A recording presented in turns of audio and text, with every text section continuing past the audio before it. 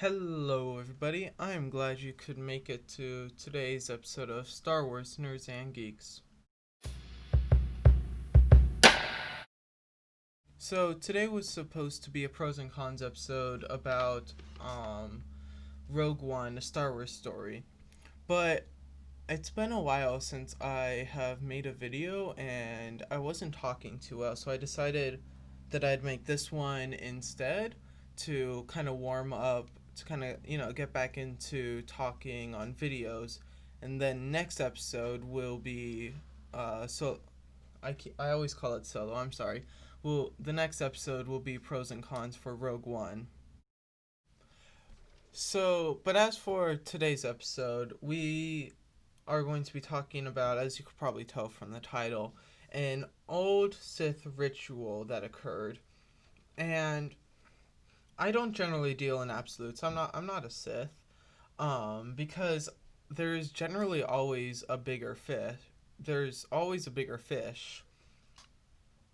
But I do believe that this specific ritual I'm going to be talking about is the most catastrophic, the most catastrophic, the most intense, the most powerful Sith ritual that has ever happened.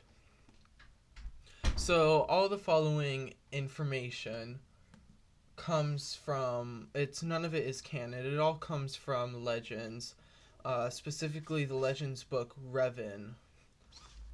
But without further ado, let's talk about the ritual. Actually, sorry.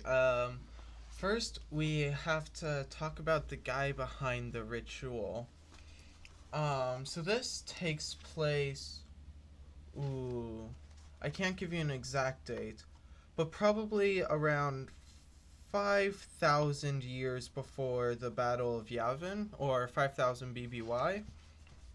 BBY is generally what people use to measure time in Star Wars. So this happened around 5,000 years before the Battle of Yavin. Sith, at this time, there wasn't a rule of two. There was a whole bunch of Sith, and they were kind of in hiding. They were hiding away from the Republic. The Republic didn't actually know they existed. The Republic thought that they had killed all the Sith. So they are hiding in the Outer Rim. And this boy is born. His name is Tenebrae. I think I'm pronouncing that right.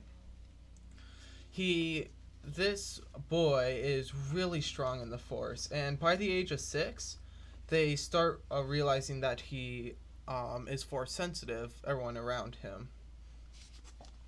And being Force sensitive, this made him one of the higher class in the Sith Society. In the Sith Society, the lower class were people that didn't have the Force, and those with the Force were seen as higher beings almost. But his parents were just simple farmers. They were not strong in the Force at all. And the father got really suspicious, so he talked to the mother, and she said that she had an affair with the Sith Lord that ruled over all of them. So the father got really mad, and he started attacking the mother. But the boy, Tenebrae, steps in, and he kills his father instantly with the Force. And then he turns on his mother and kills her eventually after making her suffer for months. So Tenebrae just orphaned himself. At the age of 6, he orphaned himself. And he proved that he is extremely strong in the Force. So then what he did is he made everybody in the village he made everyone in the village bow down to him because of how strong he was in the Force. And those who didn't respect him or bow down to him, well, he tortured them and killed them with his immense Force powers.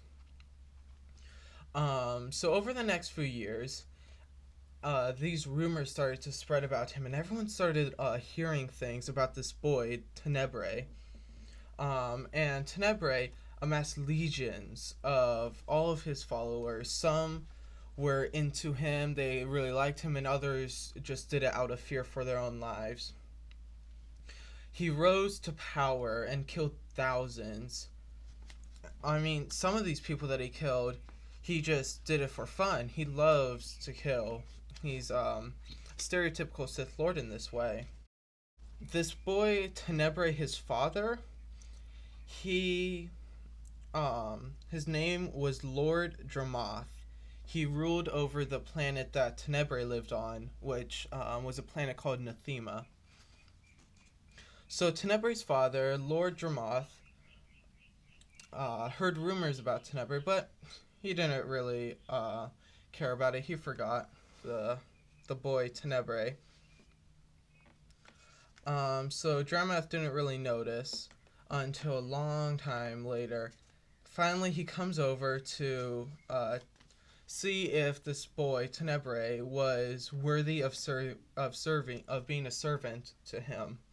But Tenebrae didn't really like that idea, so he killed his actual biological father, Lord Dramoth, with his strong Force powers.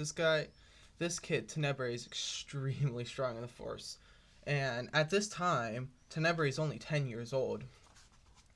3 years later, 13 years old, he is able to control the entire Nathema. He's in complete control of the planet that he's on. He goes over to the Sith Lord, the kind of emperor at the time. And so he talks to him, and this emperor is extremely impressed by him. So he grants him the title of Lord Vatayate, and he officially called Tenebrae, now Lord Vatayate, ruler of Nathema. So now Lord Vatayate comes home to Nathema as the official ruler of Nathema, and he starts researching the dark side, as you do, you know. He stays there for 100 years. Just 100 years of him just ruling over his home planet of Nathema and studying the dark side. The emperor fell, but he didn't really care. He was just gathering his support and his power on Nathema. He didn't take part of this great war that was going on against the Sith. But after this war, he emerged and became a sort of a figure to all of these people who, all of these Sith Lords who just got defeated by the Republic in this great war. The war, by the way, is called the Great Hyperspace War, if any of you want to research that. But in this Great Hyperspace War, a lot of the Republic demolished the Sith Lords, and they were scared.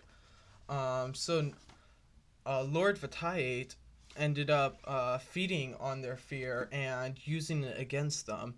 And what he ended up doing was calling a council with all of the remaining Sith Lords, and he essentially promised them hope that there was a way that they could protect themselves against the Republic, and even made the Republic seem like a much greater threat than they actually were, just to make sure that everyone would come to come to him to learn from Lord Vatayate. So all these Sith Lords come, hundreds of Sith Lords come to Lord Vatayate at his homeworld of Nathema, and not only that, he brought them all to the specific place, the place where he killed his adopted father and his mother. And this is where the ritual takes place.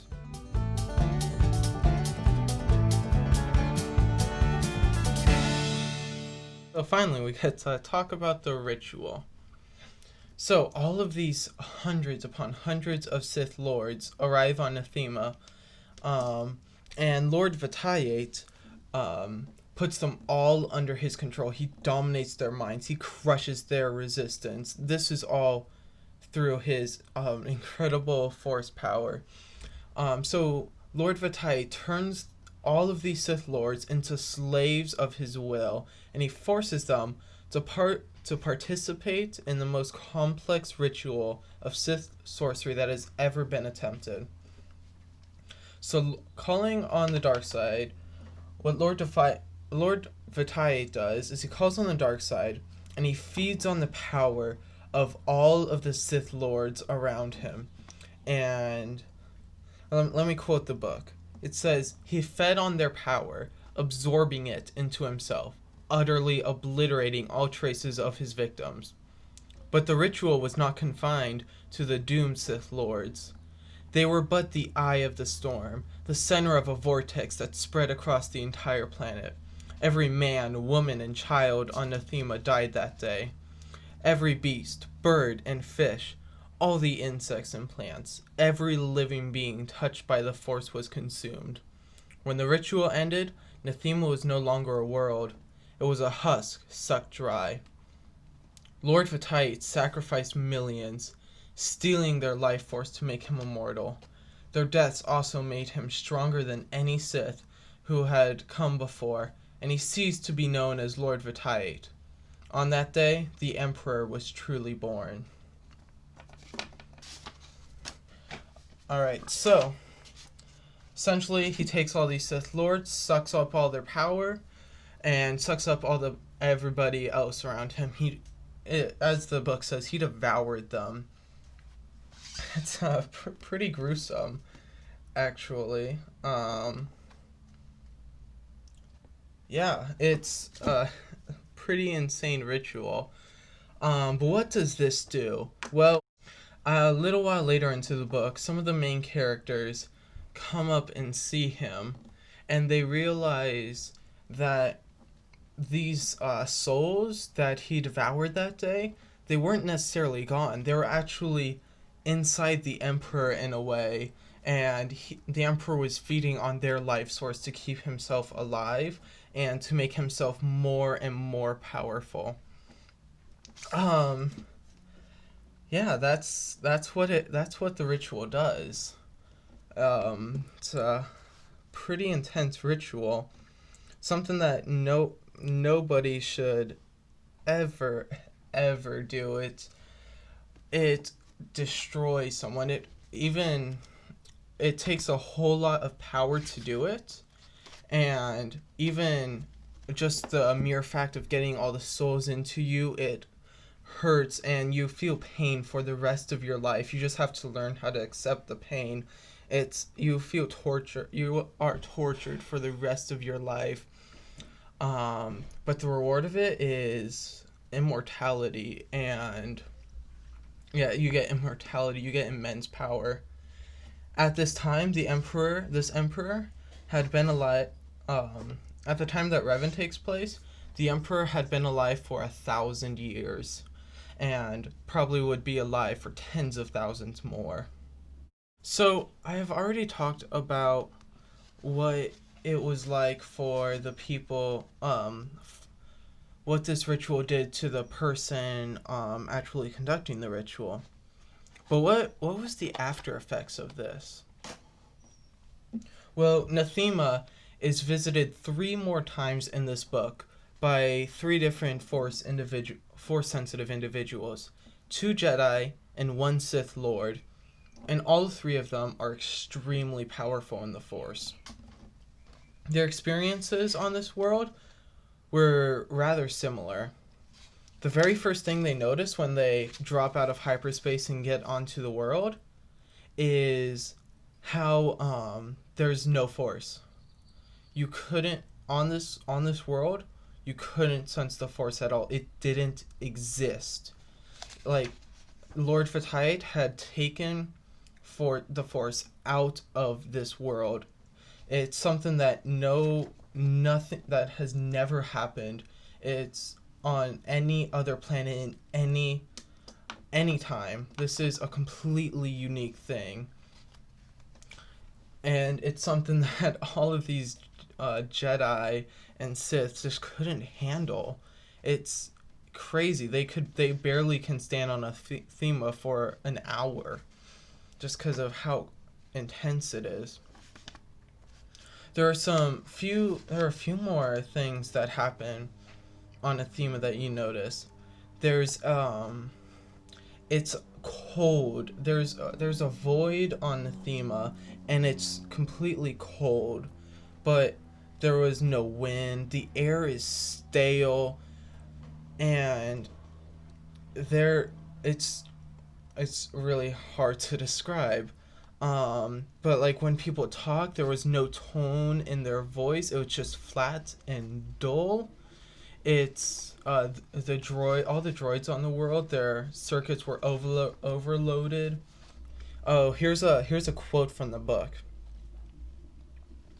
Here, however, the book's talking about Nathema. Here, however, the force was simply gone. It was as if someone had ripped it away, leaving only an empty void behind. That word's been used multiple times to describe this. Just an empty void. This is taking the perspective of one of the Jedi that visits Nathema. Her name is Mitra. I think I'm pronouncing that right. It's Meetra. On Nathema, she feels absolutely nothing. She only feels a cold emptiness. There's all she knew. All she could feel is just the unbearable void of annihilation, which is quoted from the book, by the way. As she's walking around this world, she has to think. She has to think to herself that quote again. The void will not take me. I'm more than just a collection of random matter and particles. I'm a living being. I am Mitra Surik. And she just has to think about this because this planet is threatening to just completely obliterate her. She knows that the longer she stays on here, the more it'll strip away her sanity. She has to leave as quickly as possible. Yeah. Well, I hope I did that ritual justice. It was reading through the book it was just intense. Everything that happened. But I hope I did that ritual justice, and I hope that you learned something from it. Because I found it really interesting, and I hope that you did too. But that's about all I have to say today. Did you guys like this new type of episode where I just found something in Legends and informed all of you about it, or would you rather go to me do more of a different type of episode, like the quickfire episodes or the pros and cons episodes? I'd be interested in knowing that. But anyways, as always, this is indeed Star Wars Nerds and Geeks signing off. See you next time.